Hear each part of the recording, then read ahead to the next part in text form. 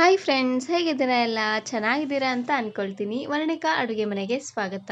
ಇವತ್ತಿನ ವಿಡಿಯೋದಲ್ಲಿ ಕೇವಲ 5 ನಿಮಿಷದಲ್ಲಿ ಮಾಡುವಂತಹ ಸಾಂಬಾರ್ ರೆಸಿಪಿನ ಯಾವ ರೀತಿ ಮಾಡೋದು ಅಂತ ನೋಡೋಣ. ಅನ್ನದ ಜೊತೆ ತುಂಬಾ ರುಚಿಯಾಗಿರುತ್ತೆ ಅಂತಲೇ ಹೇಳ್ಬೋದು. ಟೊಮೆಟೊ ಹಾಗೆಯೇ ಸ್ವಲ್ಪ ಬೆಳ್ಳುಳ್ಳಿ ಇದ್ದರೆ ಸಾಕು, ತುಂಬಾ ರುಚಿಯಾಗಿರುವಂತಹ ಒಂದು ಸಾಂಬಾರನ್ನ ನೀವಿಲ್ಲಿ ಮಾಡ್ಕೊಳ್ಬೋದು. ಹಾಗಾದರೆ ಬನ್ನಿ ತಡ ಮಾಡದೆ ರೆಸಿಪಿನ ಶುರು ಮಾಡೋಣ. ಇದನ್ನು ಮಾಡಲಿಕ್ಕೆ ಮೊದಲು ನಾನಿಲ್ಲಿ ಒಂದು ಪ್ಯಾನಿಗೆ ಸ್ವಲ್ಪ ಎಣ್ಣೆನ ಹಾಕ್ಕೊಳ್ತಾ ಇದ್ದೀನಿ. ಸಣ್ಣ ಚಮಚಲ್ಲಿ ಒಂದು 3 ಚಮಚ ಆಗುವಷ್ಟು ಎಣ್ಣೆನ ಹಾಕ್ಕೊಳ್ತಾ ಇದ್ದೀನಿ. ಹಾಗೆಯೇ ಅರ್ಧ ಚಮಚ ಆಗುವಷ್ಟು ಜೀರಿಗೆ, ಸಾಸಿವೆನ ಹಾಕ್ಕೊಳ್ತಾ ಇದ್ದೀನಿ. ಇದ್ರ ಜೊತೆಗೆ 1 ಗಡ್ಡೆ ಆಗುವಷ್ಟು ಬೆಳ್ಳುಳ್ಳಿನ ಸಿಪ್ಪೆ ತೆಗೆದು ಈ ರೀತಿಯಾಗಿ ಜಜ್ಜಿ ಹಾಕ್ಕೊಳ್ಳಿ. ಫ್ಲೇವರ್ ತುಂಬಾ ಚೆನ್ನಾಗಿರುತ್ತೆ. ಹಾಗೆಯೇ 1 ಎಸಳಾಗುವಷ್ಟು ಕರಿಬೇವು ಸೊಪ್ಪನ್ನು ಹಾಕ್ಕೊಳ್ತಾ ಇದ್ದೀನಿ. ಇವಾಗ ಬೆಳ್ಳುಳ್ಳಿ ಎಲ್ಲ ಸ್ವಲ್ಪ ಕೆಂಪಾಗಿ ಜೀರಿಗೆ ಸಾಸಿವೆ ಎಲ್ಲ ಚೆನ್ನಾಗಿ ಚಿಟಪಟ ಅಂತ ಸಿಡಿಬೇಕು ನೋಡಿ. ಅಲ್ಲಿವರೆಗೂ ಉರಿನ ಪೂರ್ತಿಯಾಗಿ ಲೋ ಫ್ಲೇಮ್ನಲ್ಲೇ ಇಟ್ಟು ಚೆನ್ನಾಗಿ ಎಣ್ಣೆಲೆ ಫ್ರೈ ಮಾಡ್ಕೊಂಡು ತಗೊಳ್ಬೇಕು.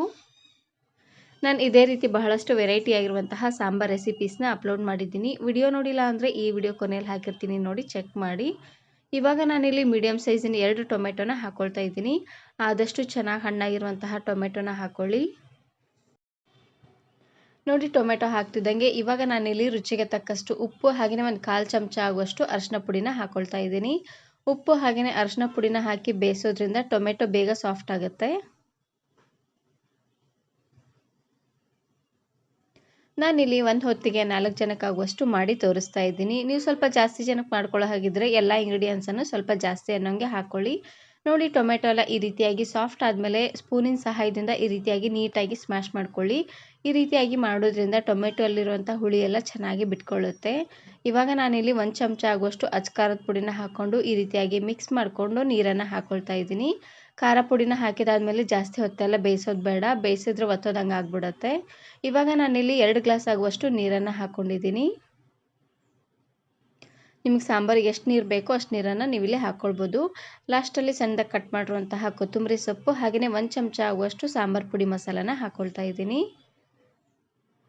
ಎಲ್ಲವನ್ನು ಹಾಕ್ಕೊಂಡು ಒಂದು ಸರ್ತಿ ಚೆನ್ನಾಗಿ ಇದನ್ನು ಮಿಕ್ಸ್ ಮಾಡ್ಕೊಳ್ಳಿ. ಈ ರೀತಿಯಾಗಿ ಮಿಕ್ಸ್ ಮಾಡಿಕೊಂಡು ಇವಾಗ ಚೆನ್ನಾಗಿ ಕುದಿಬೇಕು ನೋಡಿ. ಅಲ್ಲಿವರೆಗೂ ಉರಿನ ಪೂರ್ತಿಯಾಗಿ ಲೋ ಫ್ಲೇಮ್ನೆಲ್ಲ ಇಟ್ಟು ಕುದಿಸ್ಕೊಂಡು ತಗೊಳ್ಳಿ.